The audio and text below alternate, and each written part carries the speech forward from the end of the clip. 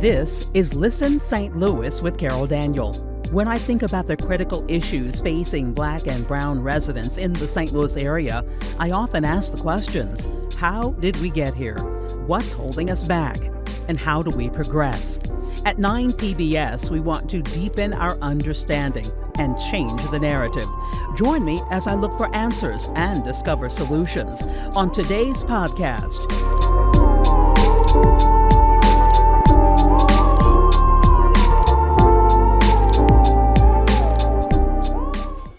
In 1896, scientist and inventor George Washington Carver wrote in a letter to educator and author Booker T. Washington that education is the key that unlocks the golden door to freedom. Today on Listen St. Louis with Carol Daniel, education remains one of the most pivotal issues of our time. Specifically, the connection between education and its role in unleashing potential in Black students. My guest today is the CEO and president of the St. Louis Community Foundation, a position he began in July of 2023. But most still recognize him for his work as the superintendent of schools for the St. Louis Public School District, a position he held for 14 years. He joins me today to discuss innovation in education, what must happen to improve the academic performance of African American students, and how he plans to continue to impact the community through his latest position. Dr. Kelvin Adams joins me next on Listen St. Louis with Carol Daniel. Listen St. Louis with Carol Daniel is supported in part by Midwest Bank Center, the Betsy and Thomas Patterson Foundation, and Orvin and Latrice Kimbrough. Welcome back to Listen St. Louis with Carol Daniel. Thank you so much for joining us for another episode. We are in the upper 20s now, so we're beyond the toddler stage. We're beyond the teenager stage. We are an adult in the world of podcasting. We thank you so much for subscribing, for being a subscriber, and for liking the podcast. And I really love it when people make comments, good, bad, or indifferent. I appreciate it because it means that you have listened, absorbed, and now you're reacting. So we appreciate your comments as well. And there's one thing that many of you do that not everyone does, but it really makes a difference, and that is to share this podcast. You know, this conversation today is about an issue, as I said, that's near and dear to my heart. That's education. So I know that you also appreciate education, and there's someone in your life that you want to listen to this podcast as well. That's how it works. So then share it. We thank you for that. My guest today is someone really who needs no introduction, and I've known him his entire time here in St. Louis. He was the superintendent 14 years, as I mentioned. Welcome to 9 PBS. Welcome to Listen St. Louis, Dr. Kelvin Adams. Thank you very much for the invitation. Thank you for the conversation, and I'm just looking forward to it. We're going to talk about the job you have now. It hasn't been a year yet, and how it came about and exactly what you do there. But I wanted to have you on, as you well know, because, as I mentioned, education is near and dear to my heart. 14 years you were superintendent.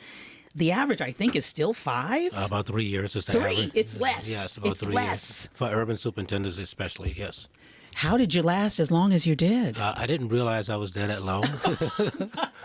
14 years went by like that? It kept going. I enjoyed every minute of it. I enjoyed working with the staff and working with teachers and families. And so it was a honor for me to do this for 14 years in St. Louis. There's a reason that, as you mentioned, urban superintendents last 3 years, because it is a difficult position. Very difficult. Obviously, you deal with the challenges of boards, you deal with the challenges of the community, and obviously we dealt with COVID, which is a totally different animal all by itself. And so it was a challenge, but I didn't realize how much of a challenge it was until I looked back at it. While you're in the middle of it, you don't see it as a challenge. You see it as trying to solve problems and get resources to the most marginalized kids and families. And so it was just a lot of fun.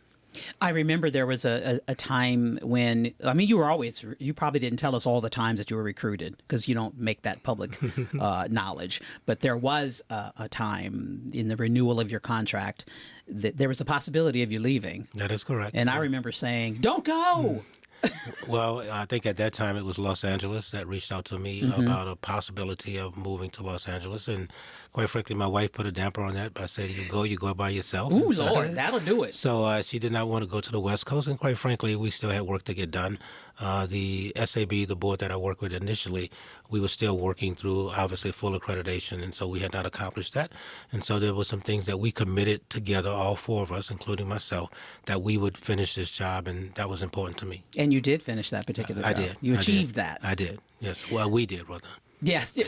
Did you leave with a sense of accomplishment, knowing that when we look at certain statistics, dropout rates and issues in schools, whether it is teacher retention, violence in schools, did you leave with a sense of accomplishment or what? I left with the sense that it was time. I think it's important to have new leadership from time to time because sometimes you can't see things as clearly as others might who come in for the very first time.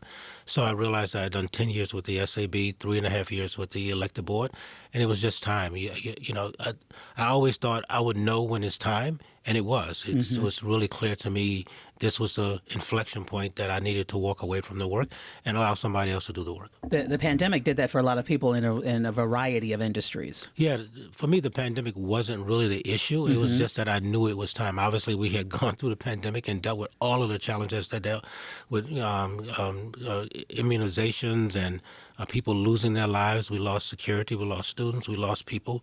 And so it was really difficult to kind of navigate all of that. But I just realized it was time. It wasn't a pandemic so much for me. It was just I woke up one morning and said, okay, this is it. This is time. I felt a similar thing as well. And there's one issue that I feel we do not talk enough about, and you brought it up in a way, and that is the amount of loss that was suffered. I mean, early in the pandemic, the media is showing people who are Caucasian, and I remember reading on social media that there were those who felt, well, it's not us, it's not black people, right? And so I maybe there were behaviors developed out of that didn't serve us, but the loss of life then means grief, and just as a human race, we don't deal with grief well. No, you're correct. But as an urban setting, how did you see grief show up, and how can we address grief in young people who have every other challenge to deal with? It was very difficult. It was very difficult because it was like the unknown thing that would happen. Obviously, we would talk to somebody on Monday, and on Tuesday they were sick. On Wednesday, they were gone. And so we lost 4 or 5 employees, if I remember correctly, 2 to 4 employees, and it was just really difficult. And we couldn't identify it as something that we did because we were having persons still go to work, if you will. But it was a challenge. It was a challenge to try to rally the troops to do that. And the really hard part was you couldn't celebrate their lives because you could not have the kind funeral. Couldn't have the funerals. Couldn't have those kind of ceremonies that you normally do when you say goodbye to somebody. So it was a very difficult time for staff. It was a difficult time on a personal level because at the end of the day, I try to be a relationship person to try to make sure that I am supporting people. And it was just really difficult. I don't know that persons who were not in K-12 institutions really understood what that was really like. I believe you're the one who said to me, you and I were I think we were on a panel together, or you were on the panel and I was watching in the audience, can't remember. But you said to me that education is one of those fields you realized that there were those in the college setting who were saying to certain students who maybe they couldn't get into the field they wanted to, why not be a teacher? And so it wasn't a calling, it was a fallback. Yeah, it was a default position. Even now, persons say, go get a teaching degree because you could always find a job in teaching. And not even your calling. Not even your calling. And so it has to be a calling if you're really going to do it well. And that has hurt the profession over the last 5 to 10 years, quite frankly. The number of teachers graduating, I think Harris Stowe indicated when I was there for that short time, 7 students graduating. When Harris Stowe would normally have over 100 persons graduated. St. Louis University, numbers are low. So numbers are low. And so persons are not necessarily going into the profession because it's so much controversy.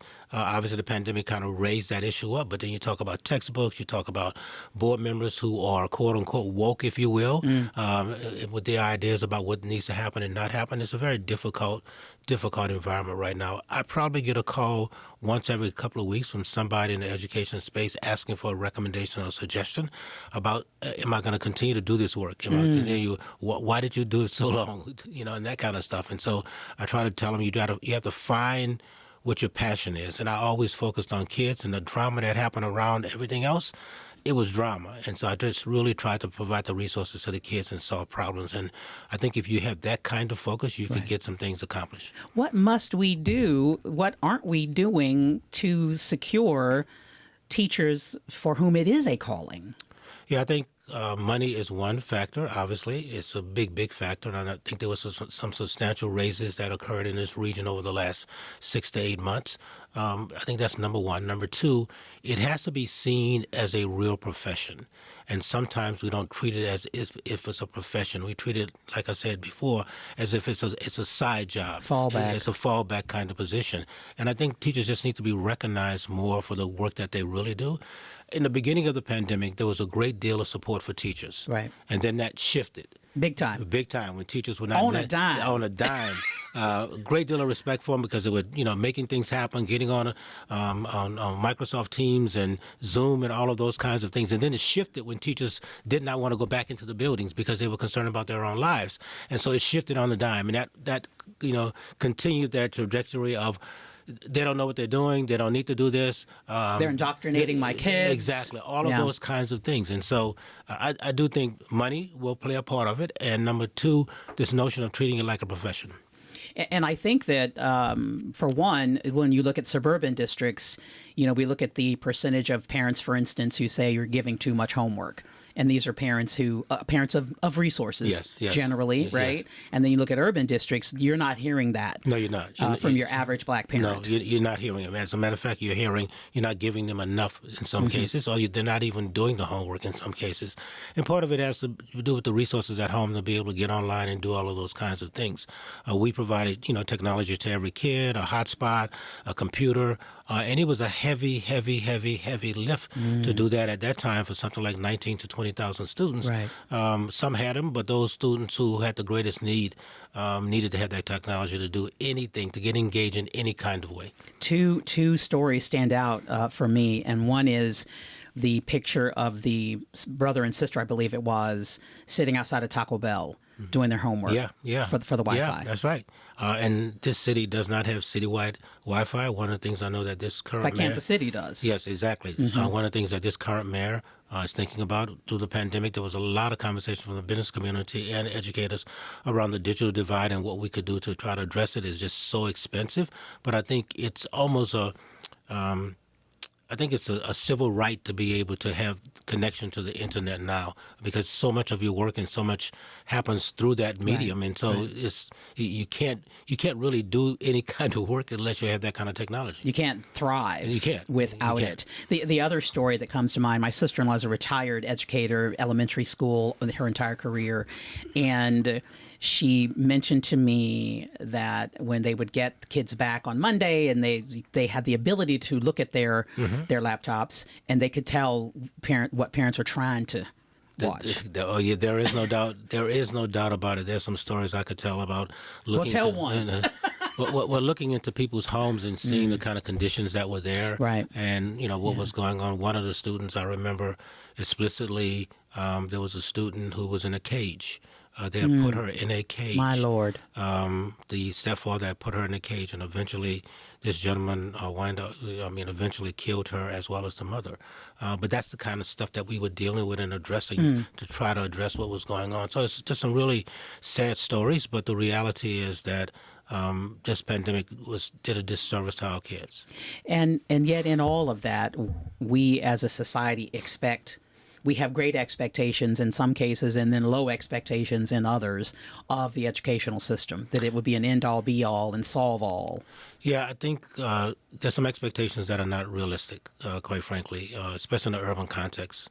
And when I say unrealistic, I mean the sense that everybody wants to set a high bar when students are dealing with so much stress and trauma and all of those kinds of things, but the data is not necessarily aligned to the results that people want them to have when they don't have the resources. They just don't have the resources and the connections and the support they need to have. And it's almost impossible to get some results, kind of like the notion of a rose in concrete, in terms of that you have to overcome all of those kinds of things to become a rose. To bloom. To bloom, that's exactly right, when you're in the middle of concrete. We know that fewer men are going to college, and I had an economist on the podcast who talked about young men who aren't in work or aren't in school, and those numbers being alarmingly high. Yes. And what change have you seen in our attitudes towards education from a Black community's perspective? I see that the African American community doesn't see education being important. It was important to me growing up. My grandfather, my mother, you're going to go to school. You're going to go to college. Yeah, you're not staying here. You're not staying here. You got to make it happen. Yeah. That expectation is not there. Many young people were working at Starbucks making $20, $25 an hour because through the pandemic, workers were needed. And so many kids never came back. Many of them just said, hey, I'm going to work. Yeah. I'll get a job. I think there's some data I read today about the number of students who are going to community colleges as opposed to four-year universities. That number is exponentially higher than it was before. And so I think this notion of education not being as important as it was before, there's no outlet for many of our young people to see that they're going to get a job, that it's going to pay them well to thrive, and not just survive, but to thrive. And so they see themselves going to two-year institutions or other places, if you will, to get that degree or get that certification such that they can work. And how then, because that's a parent's role to set the expectation, to talk about goals, to have them themselves. And if they don't, then how do we expect a child to? I think it's about a parent, irrespective of their own upbringing, to have a Right. plan for your child. And that plan may mean not going to college, but it may mean a two-year certification. But it's really about a plan. And I think what happens is many parents don't have a plan when they get to the 11th or 12th grade year. So what are you going to do next? There's no plan. There's nothing they're working on. If they have been working on it in the 9th and 10th grade, then it's much more likely that they would have a plan, even if it wasn't a four-year institution, because college is so expensive right now. I think the last data I read indicated $100,000 minimum to get a college degree. That is unreal. I mean, I think it cost me less than $40,000 for that to happen, with a lot of NDSL grants and other kinds of things. And now parents, it's not affordable anymore. It feels unattainable. It does. Also knowing that your average Black student is going to come out and going to have to rely on more loans That's right. than grants. And so you're paying back dollars for 5 or 10 years. Had you not gone to college and gotten a 2-year degree or some other kind of certification, you would be further along on a financial perspective. Well, you say that we don't see it as important. Does that mean that we don't care? I think those are two different things. I think people care. I just don't know that they have a solution to the problem. I just don't know that they can really see themselves understanding what to do. It is very complicated. You may know that the applications for FAFSA have been problematic over the last 2 months. Let me just stop and say that I hate that. I hated that. A super challenge for young people who depend on FAFSA to get into college. They can't even get a number so they can know what their finances will be. And and I know they're going to walk away. Many of them are going to walk away. And we're talking right now, May 15th. So what's going to happen? At this point in time, young people would know what their dollar amount would be, what school they might be in. I saw a story on the television yesterday about college students, or those prospective college students, telling universities to put me on a wait list and do all of those kinds of things. And our families need to have pre-warning and good information on the front end, such that they can get prepared for what might happen. I can't tell you the number of kids that we had to get Greyhound bus tickets for, to get them to college, buy a chest for them to get them there, get them the hygiene kind of stuff that they need. But if you don't know where you're going until July 30th, it's hard to prepare. How do you prepare for those kinds of things? And going back to the notion that we we don't have the sheets, we don't have the pillowcases, we don't have all that is required, because the college will send you this list on front and back. That's right. Of everything that is needed. And you don't have those things, and so what do? You get discouraged and you say, I'm not going to go to college. And then still don't have a plan. And still don't for have that. a plan. Yeah, and these are kids who got into college. These are smart Yes, kids, but yes. they're just under-resourced. They don't have the kind of resources. And unless there's a mentor, someone who's going to find them, support them, and push them, it's not going to happen. It's just not going to happen. And this notion of taking a gap year, and I know our kids, a gap year means we don't go. That's what it means. That's what it translates into. So I think it's a very difficult time. I am encouraged by the fact that there are enough entities out there, nonprofits and others, who are working to try to fill that gap and support kids in a lot of ways. We give out $1.3 million at the Community Foundation in scholarships right now. We're trying to increase that amount right now. We do early child education and some innovative programs that we're looking to do as well. And we're just one entity that will be giving dollars to nonprofits for that to happen. But there are people who are trying to fill that gap, but it's difficult. I want to talk to you about education inequality. Inequality and equity, two different things, but both very important to the discussion. What in your mind is education inequality, and why does it matter? So May 17, 1954, Brown versus the Board of Education, decree came down that there would be no more segregation and integration would take place. Over the last 30 years, the data has indicated that there's a higher number of segregated schools. Pre 30 years ago, that number was moving up. Over the last 30 years, it's moving down. I think when there are not enough resources, the notion of equality does not exist. And so in districts like St. Louis, in districts like East St. Louis, in districts where you have a high number of marginalized students who don't have the resources, then you can't say equality is taking place. It's just not real. And you also can't say pull yourself up by your bootstraps. You cannot. No, anybody who says that is lying to themselves. All of us are sitting at a table where somebody helped us. Right. There is no ifs and buts about it. We may not want to remember it. We may not want to acknowledge it. There are many people that made Kelvin Adams who Kelvin Adams is. Definitely. There are many people who made Karen Davis. Absolutely. There isn't a doubt about it. And so there has to be that kind of support to move some kids and families in another direction. So this notion of equality and the notion of equity, equity is obviously giving what's needed at the time. The notion of equality is trying to be equal to everybody. You can't be equal. You have to give resources where there are great needs. And the notion is that when you look at the marginal income of families in the city of St. Louis, it's much lower than those in the county. I'll never forget a woman when I was working and living in Cape Girardeau, Missouri, saying, she was talking about the pie, and you can't have my slice of the pie. And I said, well, we could bake a bigger pie. We could make a bigger pie. There's a bigger pie out there. Nobody's coming for your slice of the pie, but that's a very real I think attitude. As the challenges come with resources, financial and otherwise, people believe, and I think you know this really well, that somebody's taking something away from them. Right. And so they're not as committed to providing the kind of support that they did in 1968 and 1965 and all of that. They were barely committed then. Barely committed at that time, but the impression was they were much more committed than they are right now, because the arguments are just so difficult right now around resources, because everybody wants the resources. And so if you could take something away from me, I'm not giving it to somebody else. I need that resource. And so it's a real challenge, I think, in our community for this kind of dialogue that's taking place. And obviously we have a presidential election coming up in 6 to 8 months, and that dialogue is going to be much more front and center over the next 6 to 8 months. I know that we clearly do need to help parents who don't have resources, and among those resources that they lack is vision, and maybe even that lack of vision, then now you don't have the will to do what must be done for your children. It is very, very difficult to get up 5 o'clock in the morning, to go to work, and work really, really hard, come home at 4 or 5 o'clock, and have that kind of conversation with your kids. It takes a special kind of person to do that. families are really struggling to try to find the resources, and they are in a level of trauma all by themselves that they're dealing with.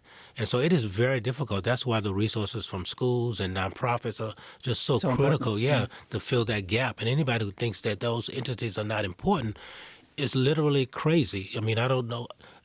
None of us make it by ourselves. And so you need the Flint Fowlers of the world who just retired. Right. You need those kind of people with 14,000 kids that you're servicing. You need those kind of people standing on the wall to provide the gap resources that kids so desperately need, our big brothers and big sisters. You need those kind of entities providing resources and support. I don't know that many families, quite frankly, a lot of families can make it without that external resource from the food bank or whatever the case may be. Those nonprofits are critical to many of our families surviving. One more question, and then I want to talk about the Community Foundation, and that is innovation in education. You know, there's always a buzzword. There's always a buzz phrase. What does innovation look like today, and what's holding? Is there enough of it? That's an excellent question. I really think, from my perspective, innovation is finding an answer to the question without going through the structures in place. I would have this argument on a regular basis around traditional public schools and charter schools. The book that governs a charter school is about this thick. Go ahead. And then? The book that covers a traditional public school is about this big.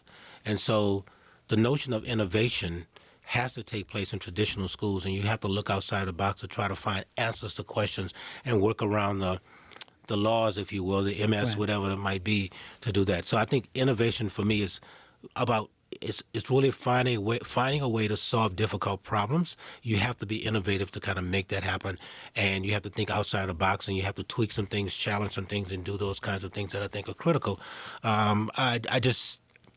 I don't know how we can get out of the mess that we're in without innovation. I just don't know that we can actually do it if we would do the kind of traditional stuff that we did in 1968 when I started school. I mean, it's just not 1980. It's not going to happen.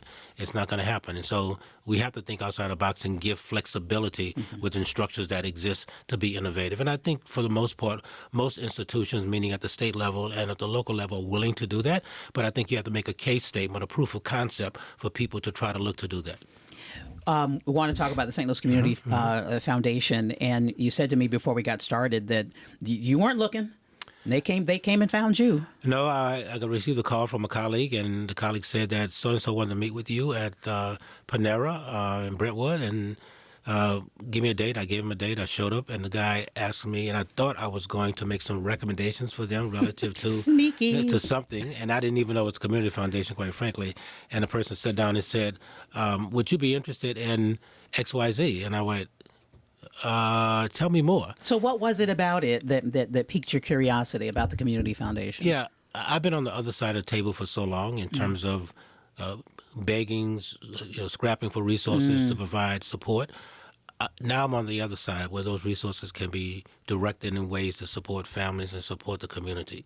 So I saw it as an extension of what I was already doing as superintendent to try to center the community. There was a notion that the community was no longer the community foundation, had lost the notion of community, that it was, quote unquote, being viewed as elitist in some way, shape, or form. And from my perspective, since I've been in the trenches, to your point, for such a long period of time, it's about really centering the work that we do at the Community Foundation and the discretionary dollars we have, and quite frankly, the dollars from our donors, to have conversations with them about supporting the community in a larger way. And so I'm excited about the opportunity. I've been there almost 10 months in the next 2 weeks, and it's been fun. It's been different. I don't have to worry about buses. I don't have to worry about board meetings, at least the kind I used to have before. So no, it's a pleasure to continue to serve. And service is at your heart, but to have impact. Yes, because yes. that's what service does. So exactly, how does the Community Foundation work? So donors come to the Community Foundation to put their dollars in different kind of vehicles. One might be a donor advised fund. One might be a field of interest fund, and then we support them in terms of what nonprofit might get those funds to support either an ideology or idea that they might have, or things that we might put on the table. Historically, we have not put a lot on the table, but our strategic plan now is saying, hey, economic stability or mobility is a key piece for us. Right. Jobs, housing, impact investment, which is wealth management, if you will. On the education side, it's early child education, it's scholarships, and then this notion of innovation. So we want to start having conversations with our donors to say, hey, think about you put $1 million here. Think about $100,000 that might go to innovation. These are the kind of nonprofits that are working in that space. We're not actually doing the work. We're providing dollars to the nonprofits after we screen them, after we determine, what kind of results they get to help our donors kind of lean into supporting nonprofits that are really making a difference. Obviously, a week from tomorrow, I think it was, we had over 1,000 nonprofits in the Give STL Day in terms of supporting them, and some $4.1 million was leveraged to support those nonprofits that are critical for some of them. Some of them, this is one of the biggest days of the year for them. It covers about 50%, some of them 60% of the funds that they use to kind of sustain their organization. So bottom line is I love the work because I think it is making a difference, can make a difference. We have a long way to go, but I feel comfortable that we have the right kind of people on board and the board to kind of push this forward. You said when you were hired that you wanted to move towards creating more equitable, connected, and stable St. Louis region. What there's so much that is required to do that. Yeah, one of the things that I think is not unique, but one of the things that I think is critical, we manage about $500 million, give out about $100 million a year in grants. Wow. Wow. Yeah, based on what donors have directed us to do. But one of the things that the foundation has not done, and it's not a criticism of anyone, is we've not leveraged other foundations. So what I've tried to do is partner with other foundations, whether that's the Deaconess Foundation, the James McDonald Foundation, the Enterprise Foundation. How can we partner together to leverage our philanthropic resources to move the needle? And so I've had some initial meetings with them. We are still meeting through Jason Purnell's JSM work that he's doing as well, with foundations coming around the table, some 20 or 30 coming around the table, sharing and talking about what kind of impact can we have. We have historically not done that. We worked in isolation. Right. We're not partnering in any kind of way, shape, or form. But Never. But if I have $100 million and you're giving out $50 million and somebody else is giving out $10 million, that can have a dramatic impact on solving a big problem in our region. And so we're thinking differently around this notion. Purnell has been there, I think, less than 2 years. I've been there less than 7 or 8 months. But there are other brand new philanthropic leaders who are in this space. Dwayne Proctor at MFH has been there maybe, I think, 2.5 years. And so we are talking on a regular basis, whether it's on a monthly basis or having meetings to talk about how we can leverage resources in a different kind of way to move the needle and solve big problems. I'm not interested in solving just one little problem. Right. This is about solving big problems. St. Louis has some major challenges. And so if we can use our philanthropic muscle, if you will, to support solving some of those big problems, I think we have some opportunity. We're working right now with the city with a transformation fund as they do the work around housing right now with Neil Richardson and Lance Knuckles. We're working with them around this notion, and we want philanthropic dollars to go to support that kind of effort. But I think there's a new vision for supporting the community differently. We like to say here at 9 PBS that we want to change the narrative, and that is the story we tell ourselves about ourselves. And I think for far too long, one of the stories we told ourselves about St. Louisans is that, these are big problems, and those people over there have a big problem. I'm good over here. Just don't come this way. It's all of us, quite frankly. It is all of us. It really is all of us. It is one boat. St. Louis has some of the best parks in the country. Just great parks. Forest Park, Tower Grove. Parks that are just historic parks. There's so many resources, the Muni. There's just so many things. We could go down the list. Right. And it's one of the most giving communities in the country. I think it's one or two in terms of the most giving community in the country. And there are persons with resources here who want to make a difference. I think part of our challenge is helping them to make the right kinds of decisions to have the sustained impact that the region really deserves. Okay, I would suggest you bring the media to the table, because I'm still a journalist. I've been a journalist for 40 years. What I always knew is that we were telling a story that was shaping that narrative, and we weren't telling other stories. And there are those in the market who are definitely trying to tell, and we are one of them, trying to tell a full story of this region, but it's done its harm. Well, I would take you up on that suggestion and recommendation, because we are at the table having unique conversations collectively around how can we provide resources collectively to this community and leverage our our philanthropic dollars in a very different kind of way. And I'm just excited, quite frankly, with new leadership at different places, that there's a great opportunity. Now, it's not going to happen tomorrow, but it's going to take some time to kind of move that needle. Do you have some markers for yourself? I'm sure the board has some markers for you. Any board does. We have a strategic plan on August the 7th. My board approved a strategic plan on December the 15th. We're putting KPIs now, key performance indicators, to what those objectives are. As a matter of fact, my team is meeting Monday to kind of finalize those.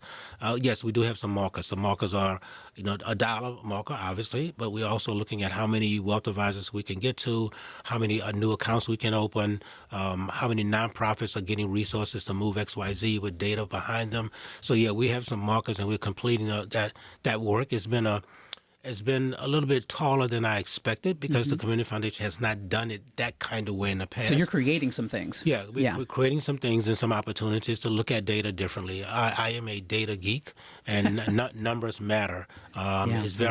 It's okay to give the qualitative information. Yes, that was nice, that was good. The quantitative piece, I need to know we moved from 5 to 10. Right. I need to know that we moved from 95 to 100. That's the kind of data that we need to be looking at, and then explaining what it actually means. What's the context? How many families are now that this nonprofit is really impacting in a very direct way? I was going to say data is data.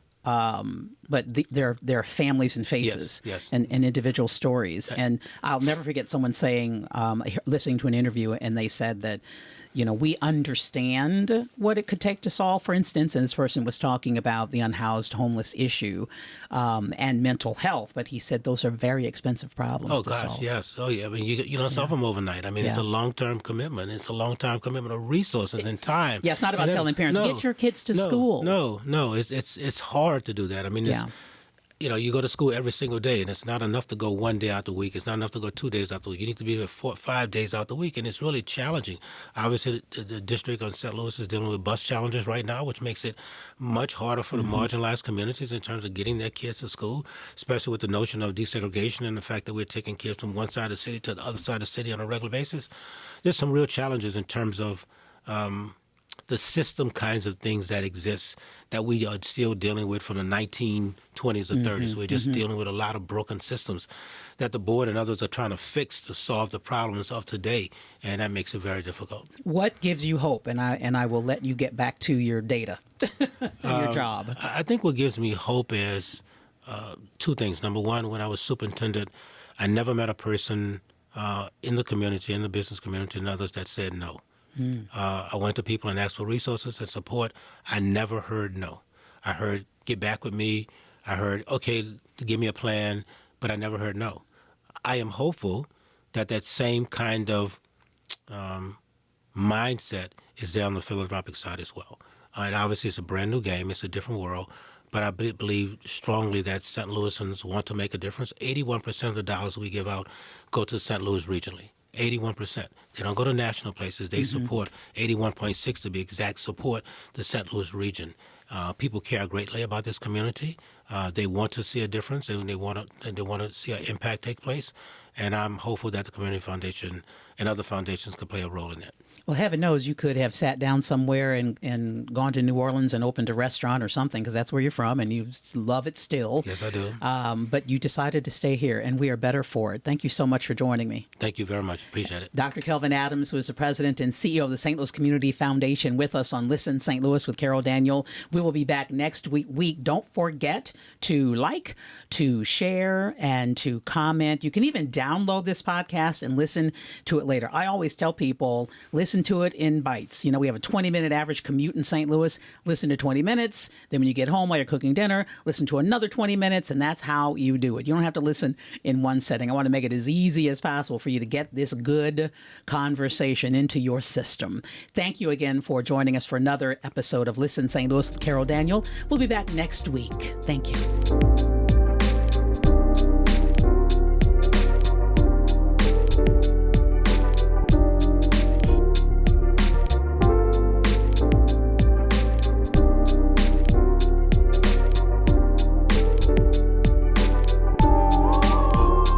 Listen St. Louis with Carol Daniel is supported in part by Midwest Bank Center, the Betsy and Thomas Patterson Foundation, and Orvin and Latrice Kimbrough.